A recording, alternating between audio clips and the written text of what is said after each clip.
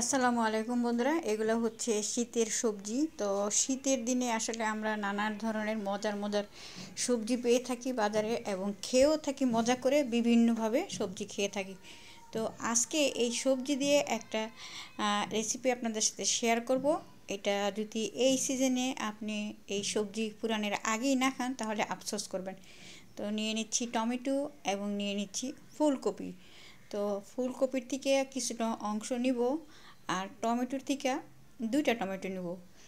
দেখেন, আমি পরিষ্কার করে নিছি, টমেটো কিউব করে কেটে নিছি আর ফুলকপিও কেটে নিছি, সেই সাথে নিছি কিছু সিম। তো এগুলোকে অবশ্যই ধুয়ে নিতে হবে। তো চুলায় বসাই দিছি গরম পানি। এখন এই গরম পানির মধ্যে আমি দিয়ে দিলাম ফুলকপি,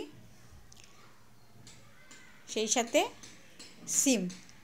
ফুলকপি এবং সিম এই ফুটন্ত পানির মধ্যে ভালো মতো সিদ্ধ করে নিতে হবে, একদম নরম করে সিদ্ধ করে নিতে হবে। তো সিদ্ধ হওয়া পর্যন্ত আমরা একটু অপেক্ষা করি।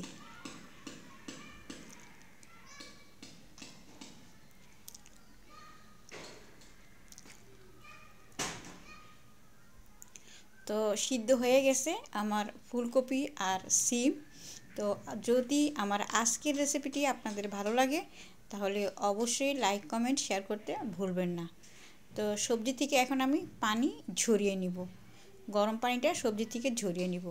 তো আমি চুলায় দিয়ে দিছি ফ্রাই প্যান এবং এই ফ্রাই প্যানের মধ্যে দিয়ে দিছি কিছু শুকনো মরিচের ছোট ছোট টুকরো এবং সেই সাথে দিয়ে দিছি সয়াবিন তেল। এখানে সরিষার তেল ব্যবহার করতে পারলে উত্তম।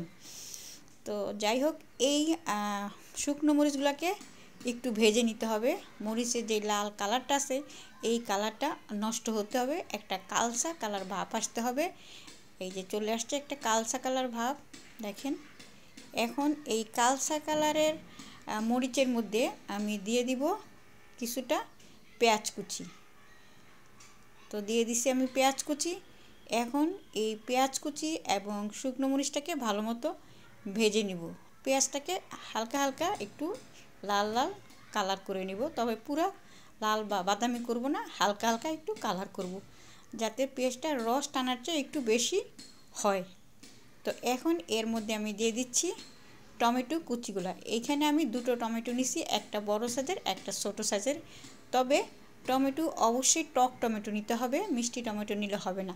তো এর মধ্যে দিয়ে দিচ্ছি আমি লবণটা দুইবারে দিবেন, দেখে দিবেন। এখন এই টমেটোগুলোকে আমি ঢাকনা দিয়ে ঢেকে দিব যাতে সিদ্ধ হয়ে যায়। তো সিদ্ধ হয়ে যাওয়ার জন্য ঢাকনাটা অবশ্যই দিতে হবে। তো ঢাকনাটা কিছুক্ষণ পরে আবার উঠিয়ে নিচ্ছি। তো দেখেন, ঢাকনাটা উঠিয়ে নিচ্ছি। টমেটোগুলো কি সিদ্ধ হয়েছে একটু দেখতে হবে। হ্যাঁ, মোটামুটি সিদ্ধ হয়েছে। তো টমেটোর থেকে কিন্তু দেখছেন বেশ খানিকটা পানি উঠে গেছে, ওই যে লবণ দেওয়াতে পানি উঠে গেছে আর টমেটোটাও নরম হয়ে গেছে। তো এইভাবে অবশ্যই বাসায় ট্রাই করবেন ভর্তা বানানোর জন্য, এবং আমার এই রেসিপি ফলো করে যদি বানান তাহলে খেতে কিন্তু অনেক মজা পাবেন। গরম ভাতের সাথে দারুণ যায় এই ভর্তা, একদম প্লেট চেটে পুটে ভাত খেতে হবে এই ভর্তা দিয়ে যখন আপনি ভাত খাবেন। তো এখন এর মধ্যে আমি দিয়ে দিব সিদ্ধ করা ফুলকপি এবং সিমগুলা। এখন এই সিম এবং ফুলকপিগুলোকে একটু ভেঙে ভেঙে দিতে হবে, একটু থেতলিয়ে থেতলিয়ে ভেঙে ভেঙে দিতে হবে। তো দেখেন, আমি একটু ভেঙে ভেঙে দেওয়ার চেষ্টা করতেছি।